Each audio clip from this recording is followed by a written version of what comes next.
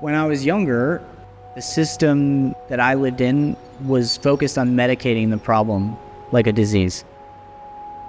ADHD, in my mind, it would be like tree roots or something. Maybe a river. It splits, gets shifted. I get stuck on a tangent and I can't get back out of it. And to zoom out and look at the whole trail or the whole river is impossible. It's like in Everest. Climbing was the safe space. Climbing was the way to just turn off for a minute.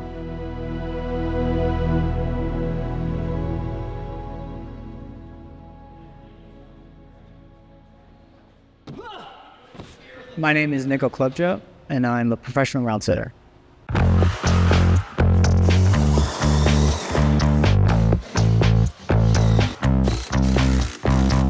The work of a route setter is to build paths for people to climb. So they literally take pieces of plastic, fiberglass, plywood, and attach them to the wall in an artistic and design-based function, but then climb on them to make sure that their level is correct. As we're building the round, the perfect scenario is that there's a little bit of risk in every boulder. I've always seen myself more as like a roadie for athletes. My job is to put the microphone on the stage and let them perform.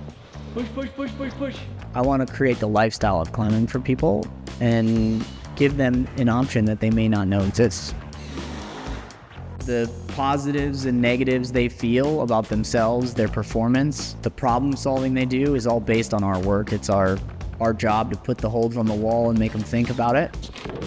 Whether it be a subtle hand position, a shifting of the hip, and that's the creative part about climbing. When I started route setting, there were maybe 100 gyms in America. There are now over 600. Climbing is taken off. My goal is to create a space that not only people can feel welcomed and enjoy, but they feel successful. They find their passion. If I wasn't in climbing, I have no idea where I would be. There's constantly a thought just driving through my brain. I think I was like 9. I was diagnosed with ADHD. Through a pretty extensive process at a clinic. Remedial tasks to most can be something to overcome. Mowing my yard takes me 3 days sometimes. Simple tasks feel overwhelming. Everything feels daunting. Getting started is impossible. Yet, the superpower with it is hyperfocus. When I was a 20-year-old dirtbag, I got a concussion riding mountain bikes and skiing. Dropped out of college after my first semester and just was poor, like not making it. Then I moved back to Minnesota and found a gym. They had a job opening for a part-time person packaging. I just remember like being obsessed like with everything. Wanted to climb. I climbed every day, I think, for like a month till my hands would bleed.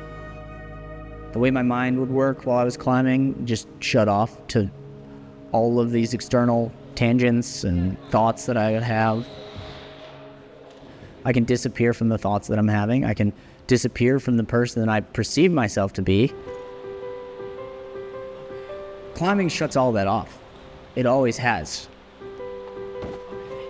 And I think it's the fact I use my hands, my feet, my body. In climbing, I can disappear from this perspective I have to be like, oh, that's too hard for me, or I'll never do this climb, to, oh, I just have to work at it. I am good enough, I can figure it out. And that positivity is like carried over to a lot of other parts of my life.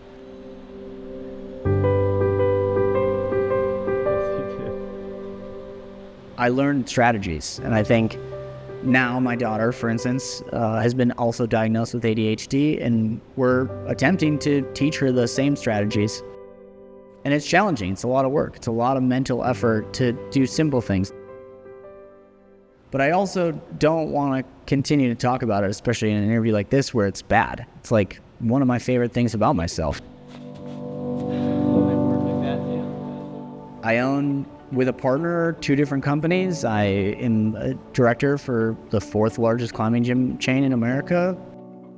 I work for USA Climbing as an independent contractor. I teach clinics all over the country, and I can hold a lot of stuff and info because I've been hyper-focused on it. It's really easy for me to activate and do, where people would look at my life and get overwhelmed. Is everyone vibing today? Vibing. All right, let's go back to vibing. Thank you. Break. The experiences I had on a wall where I climbed indoors for the first time were amazing. It's changed my entire trajectory of my life. Oh, I did it. Greg, I did it, and you missed it. Passion goes a long way. And I think the more you can drive towards your passion, the more successful you'll be.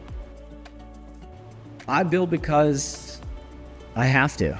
It's inside of me, and I don't have any other way to get it out. I have to create. I have to climb. I have to move. I have to explore.